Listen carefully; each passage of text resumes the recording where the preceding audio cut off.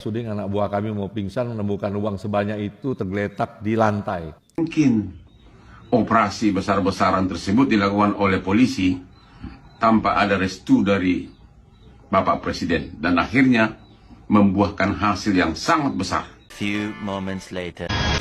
Bayangin orang yang kebanggaannya presiden tiba-tiba dikriminalisasi bahkan tanpa pamit sama presiden. Sebelum dia terima kuasa itu, beberapa hari sebelumnya, dia justru mengatakan, oh ini harus diusut, harus begini, artinya setuju dengan apa yang dilakukan Polri. Nah kemudian tiba-tiba karena mendapat tawaran menjadi kuasa hukum, kemudian mengatakan bahwa apa yang dilakukan polisi salah, tidak mendapatkan izin dari presiden, semua orang dipersalahkan. Tunjuk, apa boleh diteruskan nggak pemeriksaan? Karena dia tahu ini dekat sama presiden. Di sana Prabowo menyampaikan atau bertanya kepada Sigit, Kapolri, benar nggak Polri itu akan menetapkan Febri sebagai tersangka dalam perkara ini? Sigit menjawab, tidak Pak, tidak, Febri tidak akan ditetapkan sebagai tersangka. Hanya lain kali, jangan pelit-pelit sama pengacara. Mengharapkan uang dari Jampitsus ini karena saya tahu tidak. Yang berkoar-koar, yang seakan-akan pro rakyat, membantu rakyat, tapi ternyata seperti ini. Ini sudah lama diungkit karena laporan sudah banyak masuk kepada Kejaksaan Agung juga masuk, termasuk kepada Jamwas. Ini pandainya FA, orang ini tersandra. Kalau sudah tersandra, apa maunya dia bisa. Kalau berharap, saya berharap, Adinda berharap, dan semua berharap, kemana KPK kita? Kalau perkara ini sekarang ini masyarakat Indonesia yang 90% itu mendukung dia, mengagung-agungkan namanya. Mau pindah, diusir Pak Prabowo. Tayangan ini. Anda udah lama jadi pengacara, saya tahu. Benar? Anda pernah bayar hakim? Itu pertanyaan Anda juga bodoh. Halo guys, apa kabar kalian semua guys? Dimanapun kalian berada, semoga kalian baik-baik saja guys. Masih seperti biasa ini guys, kita akan bahas kasus viral dan heboh ini guys. Jadi nggak usah lama-lama guys, kita saksikan dulu video pertama guys. Ini dia videonya. Kaget Pak Suding anak buah kami mau pingsan menemukan uang sebanyak itu tergeletak di lantai. Kami berharap betul dari TPPU yang upaya kami memiskinkan koruptor, ya termasuk Jaro Prikat ini, membuat ada 1-2 dari keluarga mereka, mudah-mudahan bisa kita tarik keterangannya, bisa kita membuat terang. Kami jamin yang menjadi keinginan Komisi 3, menjadi keinginan kami juga untuk bagaimana membersihkan dan menuntaskan. Yang kami juga kaget Pak Suding anak buah kami mau pingsan menemukan uang sebanyak itu tergeletak di lantai 1T.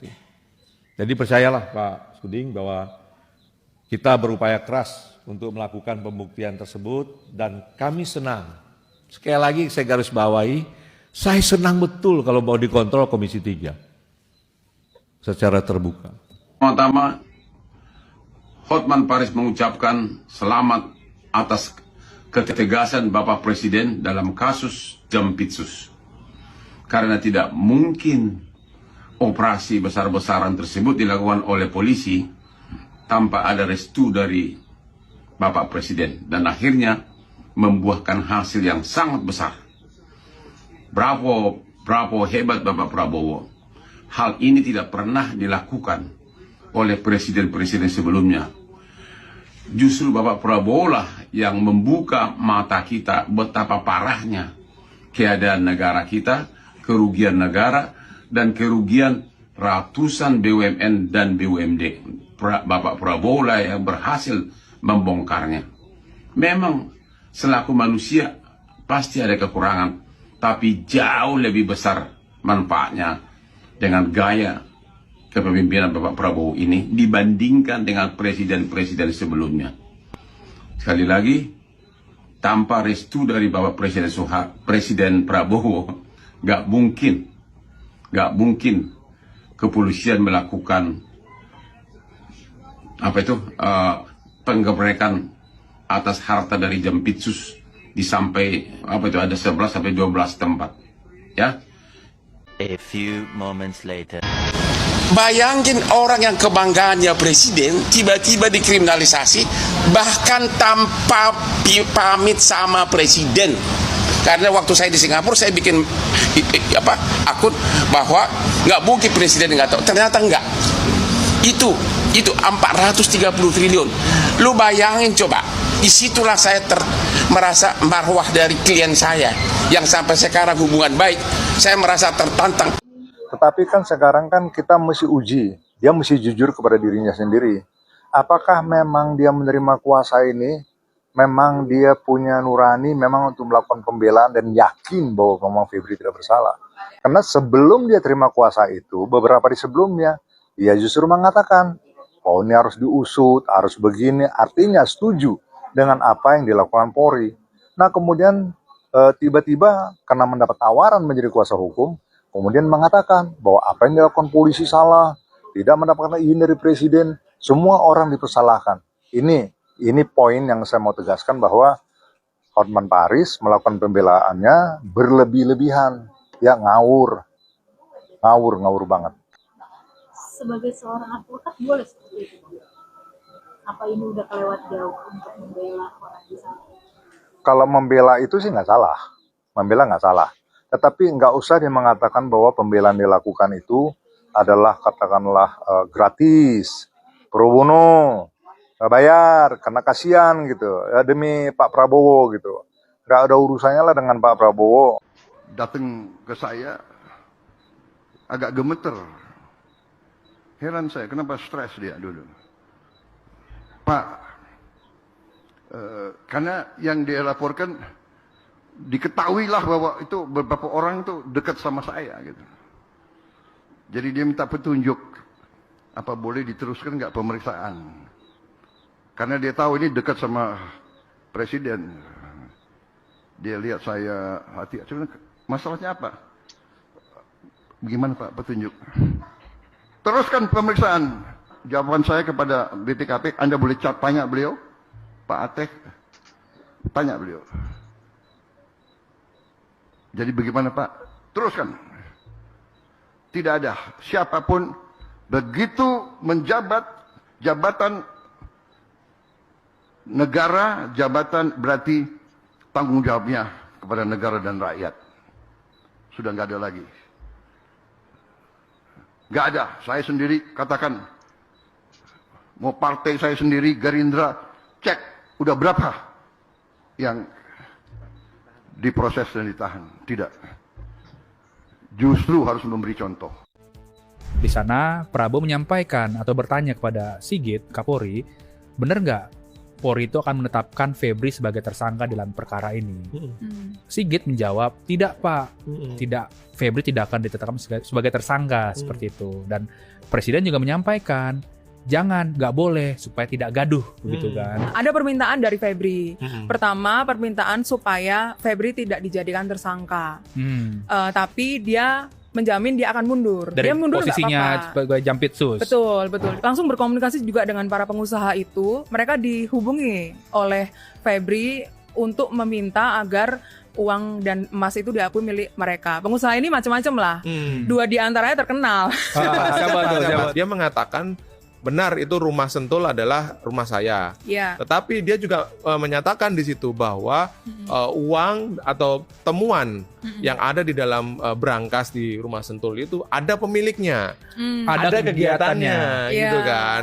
Oh rupanya itu adalah bagian proses dari komunikasi yang dia jalin sebelumnya dengan sejumlah pengusaha.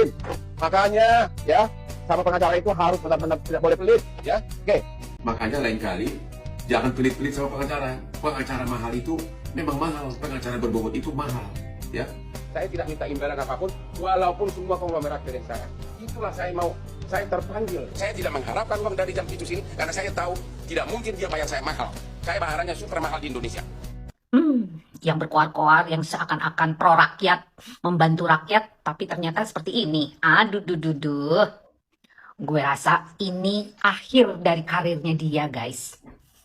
Tapi jangan terkecoh ya guys, perseteruan antara anak dan bapaknya itu hanya mau menaikkan nama dia sebagai pengacara pengganti bapaknya. Dan memberikan image bahwa anaknya lebih baik dari bapaknya. Please guys, be smart. Ini momen untuk menaikkan nama dia. Oke? Udahlah, taulah permainan kayak begitu. Itu mah permainan lama, oke?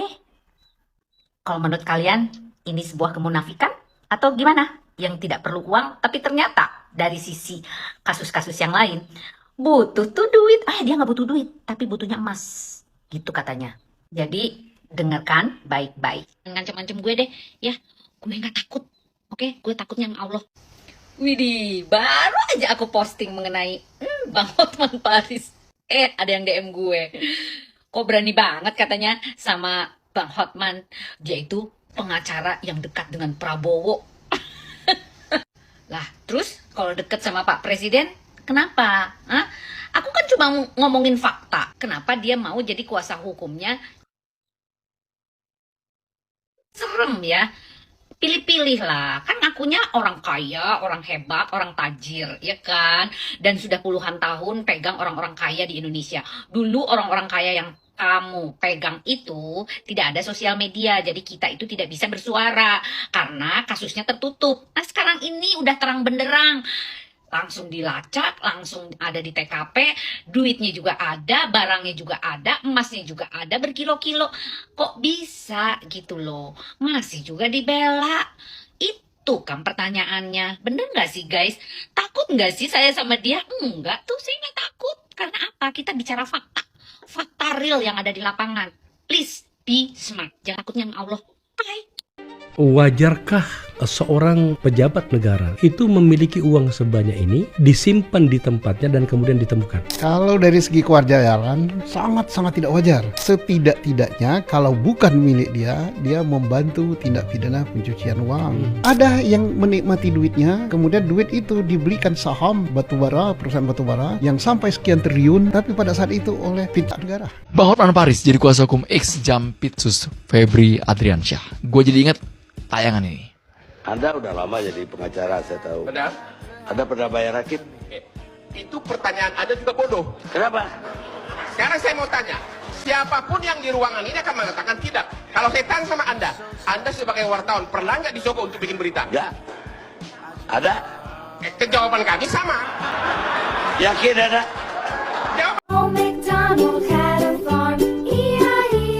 Ini langkah Hotman Paris ya. Sepertinya sudah blunder ya terkait preskon, terkait statementnya ya. Apalagi sekarang menjadi kuasa hukumnya Febri Adriansyah. Pada prinsipnya membela siapapun itu sah-sah saja. Tapi kali ini statementnya memang dianggap pelin-pelan ya. Di awal dia mengungkapkan sampai suruh tutuplah ya nggak fakultas hukum dan sebagainya. Nah sekarang justru dia berbalik ya 180 derajat, justru mengeluh-elukan sosok katanya yang dibanggakan presiden dan sebagainya. Sebenarnya sangat lucu dan membingungkan ya statement ini ya. Bahkan dari keluarga sendiri dan anaknya telah memberikan protes ya atas langkah Hotman Paris. Hotman Paris itu sosok yang selama ini banyak dijadikan idola ya, dijadikan kebanggaan ya, sosok orang seorang lawyer yang berhasil ya. Namun di akhir-akhir ini kenapa gitu Hotman Paris jadi seperti ini gitu kan? Bagaimanapun kan sosok Hotman Paris itu dikenal sebagai orang yang pembela rakyatnya. Jadi dengan langkahnya ini mungkin kebalikannya seperti itu. Karena berharap rakyat banyak ini ya Hotman Paris lebih wise, Hotman Paris lebih mengedepankan kepentingan rakyat. Karena bagaimanapun Hotman Paris ini ya pengacara di Indonesia yang sangat didolakan dan sangat dibanggakan ya. Dan semoga ini menjadi pertimbangan Bang Hotman. Ini tuh luar biasa mempengaruhi watak manusia. Kemarin-kemarin aku tuh sangat bangga sama yang namanya pengacara Hotman Paris. Karena di mata aku tuh dia pengacara yang netral, pengacara yang selalu mengarahkan ke hal-hal baik ya. Dia tidak akan menerima job-job atau klien yang salah gitu loh ya kan, yang sudah terbukti yang memang ya mereka salah gitu. Tahu-taunya giliran ke jaksa ini, Jampitsus ini yang lagi viral, dia pengacaranya. Alangkah kecewanya masyarakat Indonesia yang 90% itu mendukung dia, mengagung-agungkan namanya dia. Dan ternyata si Hotman Paris ini sudah sukses mendidik anaknya menjadi anak yang lurus-lurus saja, tidak seperti dia. Anaknya sendiri yang berkomentar. Banyak komentar anaknya. Ya. Ternyata orang-orang miskin itu cuma dijadikan marketing aja sama dia katanya. Iya. Dia tuh nggak pernah mau menangani kalau kurang. Kalau kurang bayarannya. Luar biasa nih Hotman Paris nih. Iya guys. Tapi dia nggak mau mengakui dirinya kalau dia itu nggak dibayar. Anaknya membantah. Ya. Ini adalah awal dari kehancuran seorang Hotman Paris. Tunggu aja kau pasti hancur kau Hotman Paris. Ya, karena kau sudah menciderai kepercayaan masyarakat. Anakmu sendiri itu yang bilang, yang berkomentar di story-storynya, luar biasa. Sekarang gua nggak percaya lagi sama yang namanya si Hotman Paris. Orang kebanggaan Presiden Prabowo kenapa harus ditangkap? Polisi, kalian ngapain sih nangkap si Febri Ardiansyah? Itu kan kebanggaannya Pak Presiden Prabowo. Kalian harusnya izin dulu sama Prabowo. Begitu kata Hotman Paris.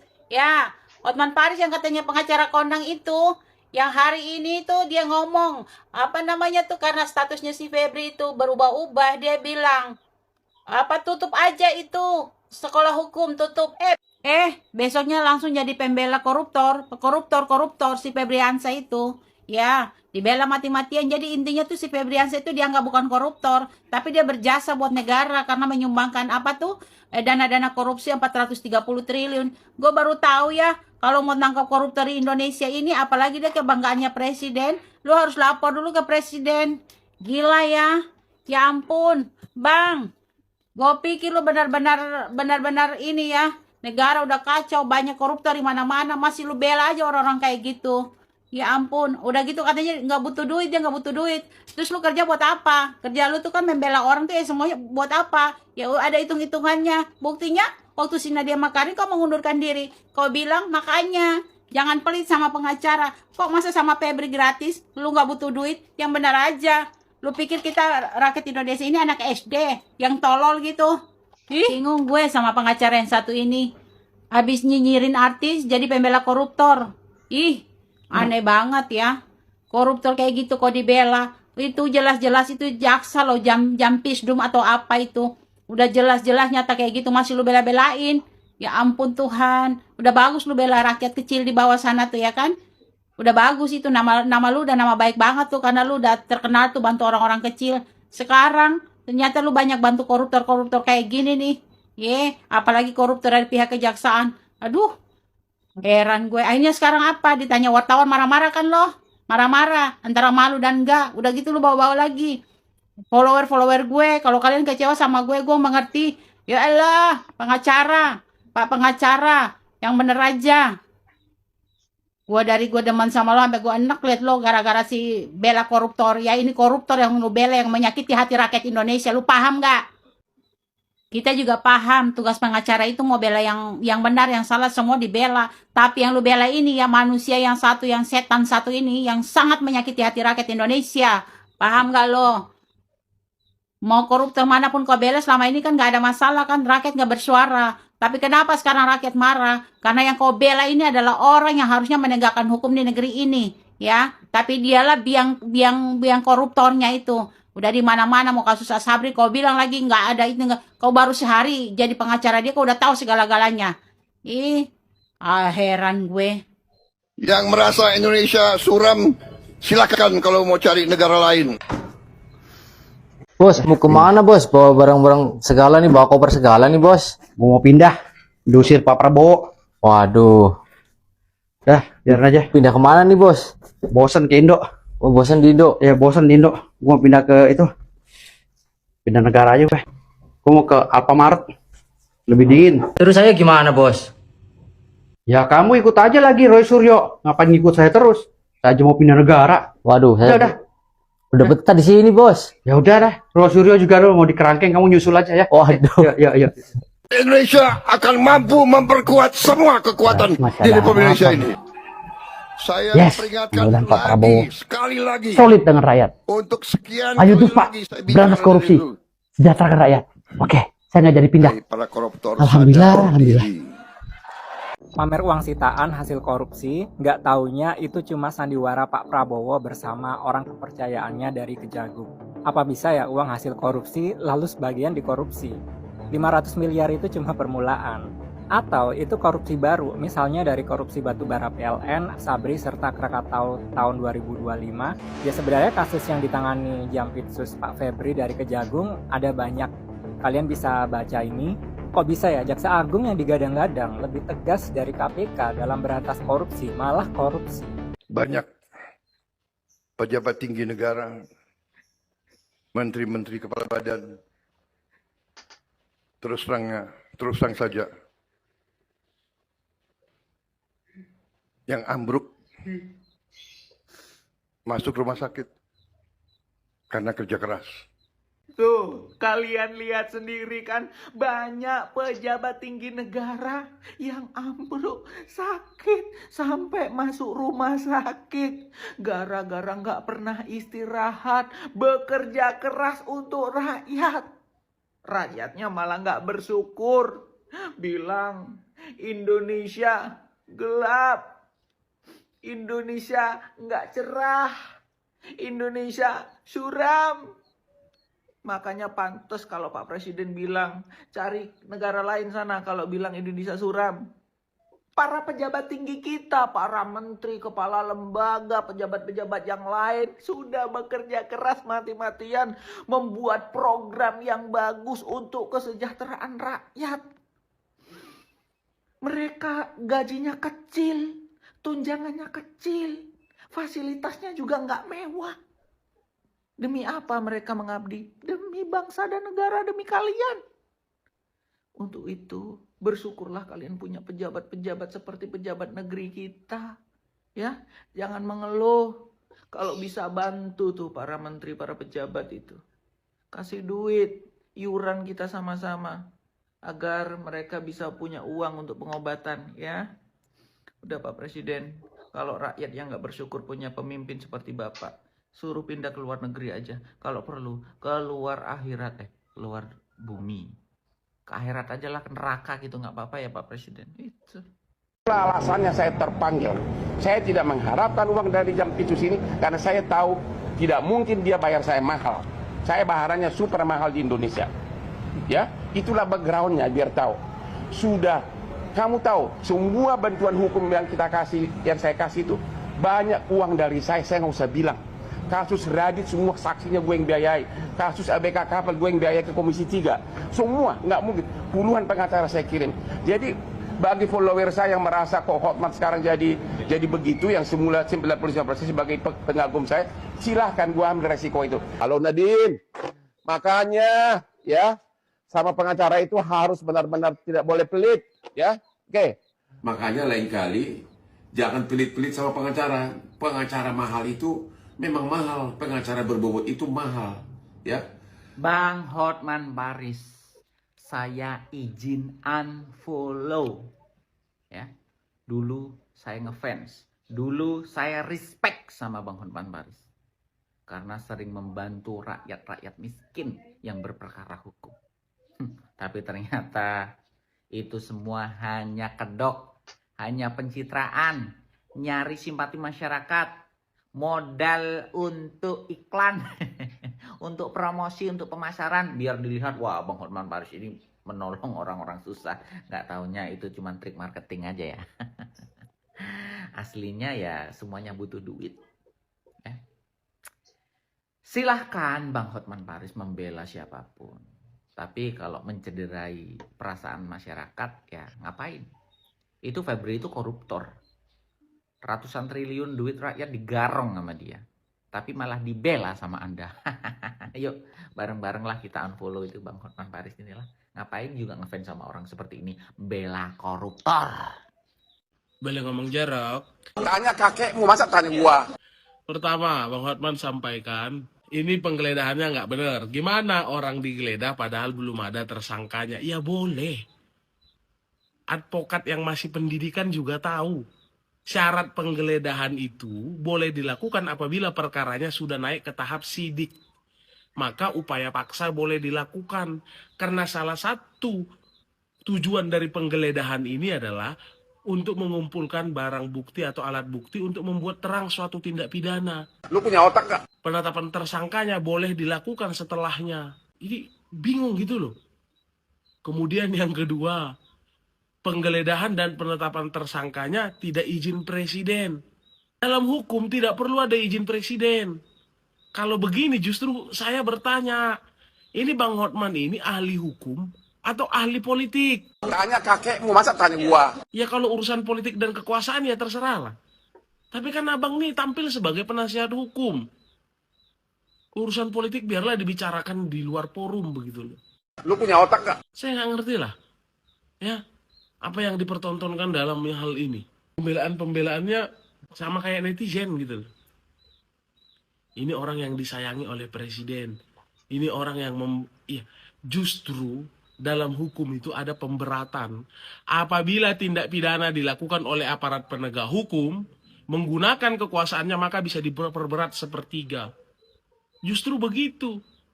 Dia diberikan kewenangan, diberikan fasilitas kok disalahgunakan. Justru diperberat.